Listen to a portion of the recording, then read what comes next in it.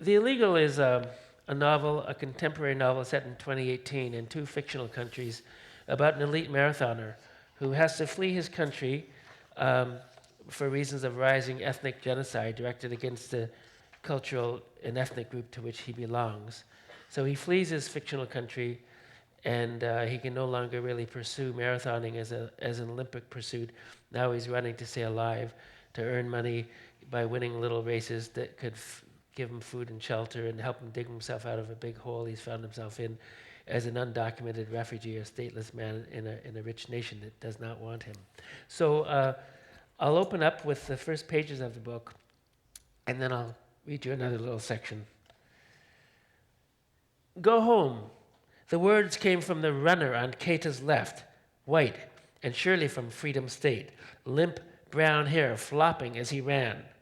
Arms too high, choppy gait. Running was the smoothest dance in the world. Keita had been trained to picture his own legs like wheels. He'd learned to strike with his feet soundlessly, transfer weight through the balls of his feet, roll off the toes, and spend more time flying than earthbound. Anybody could run, but few with grace. This competitor ran as if his tires weren't inflated. The runner on his shoulder said it again. Go fucking home. A rude man. He deserved to suffer. Keita bumped up the pace. Sooner or later, the obnoxious fellow would start to hurt. The name of the game was to inflict more pain than he felt. So Keita, a stranger in a strange land, whose only transgression was to exist in a place where his presence was illegal, would use speed to break this man. Keita had studied a map of the Buttersby Marathon. It was an out and back route, 21.1 kilometers east along the Chelting Escarpment, a 180-degree turn, and 21.1 kilometers right back to the finish line. A few kilometers after the halfway turn, they would climb back up the marathon's one and only hill. It would curve, steepen, and keep rising for 2 kilometers. Challenging for sure, but what were 2 kilometers uphill at sea level in Freedom State compared to the red hills of Zantorland at altitude? They ran along a winding road bordered by the tallest pine trees Keita had ever seen. Here along the marathon route, massive branchless trunks reached many stories into the air and exploded into a riot of needles and cones. Keita inhaled the smell of pine. Odd to find such welcoming trees in this hostile land. Driving just ahead of them were 3 police motorcycles.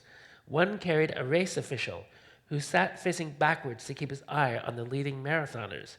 Keita tried to put the police officers out of his mind.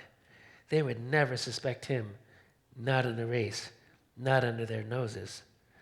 The motorcade rounded a corner, and the instant it slipped out of sight, the fellow to Keita's left threw a low punch. Keita saw the blow coming and stepped to the right, but it glanced off his umbilical hernia. The hernia, now the size of a golf ball, throbbed. Could the other runner tell it was there, under Keita's shirt? The runners rounded the corner, and the motorcycles came into sight again. It wouldn't be enough to beat his aggressor. Keita wanted to make him suffer. But the aggressive runner remained close. Gonna mess you up, the man said. Keita drifted to the far side of the road. The runner stayed with him. Keita swerved back. The name caller stuck to him. A string of orange cones marked the halfway point. The runners rounded the turn and began to run back in the direction from which they had come. Keita glanced at the large digital clock, which showed 1 hour, 5 minutes, and 11 seconds. Keita's adversary tucked in behind him, and a third runner trailed by a step. Another white guy from Freedom State. 200 meters back, in the direction of the finish line, they blew past the 4th and 5th place runners. 600 meters further along, they encountered another trickle of outbound runners. Keita glanced down. The hernia embarrassed him. When the television news in Freedom State wanted to show hungry kids in Zantorland, they zoomed in on a child with a hernia, a swollen belly, and meager hair faintly reddish from malnutrition. Perhaps it was to blame for Keita's recent bouts of thirst. The hernia was small, but in the weeks since he'd gone into hiding in Freedom State, staying in black market guest houses that took in undocumented people at dusk and booted them out at dawn, he'd often experienced an unquenchable thirst. Today, however, he had gulped down cups of electrolyte drink at each water station, and so far he felt strong. Today, he hoped his body would not betray him. Keita had to make enough money to get the hernia fixed. Leaving aside money to keep himself fed, clothed, and well hidden, he would need thousands for the surgery. If he won another few races, he would check out a private clinic. But first, he had to win this race. The jerk remained one step back. "Red on your ass, sonny boy," he said. He poked Keita's shoulder. "Roger Bannister," he sneered, referring to the name on Keita's bib. "Not on your life." Keita glanced back at his nemesis, a snarling face, mouth hanging open, and a race bib that said Billy Deeds. "What are you looking at?" Deeds asked him. Keita kept running. Deeds would expect a race up the hill, so the best strategy was to cause him pain before they got there.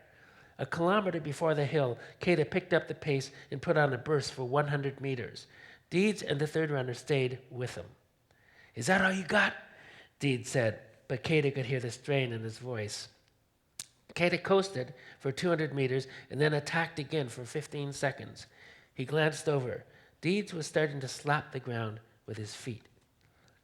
At the base of the hill, they passed the 24-kilometer mark. Smart dropped back a few meters. Deeds was still on Keita's tail, but breathing hard. Keita picked up the pace once more, drilling down to just under 3 minutes per kilometer. They were passing a river of runners, and some held out their hands to congratulate him. Keita high-fived one or two, just to pretend that he was feeling no pain. As the grade of the slope increased, Keita employed the trick that he'd been taught while training in the Red Hills of Zantoroland. Want to shatter your opponent's confidence? Just when he starts to hurt, you sing. So that's really the opening pages of the novel. So it brings us into this moment, in a crisis in the middle of a marathon in Freedom State.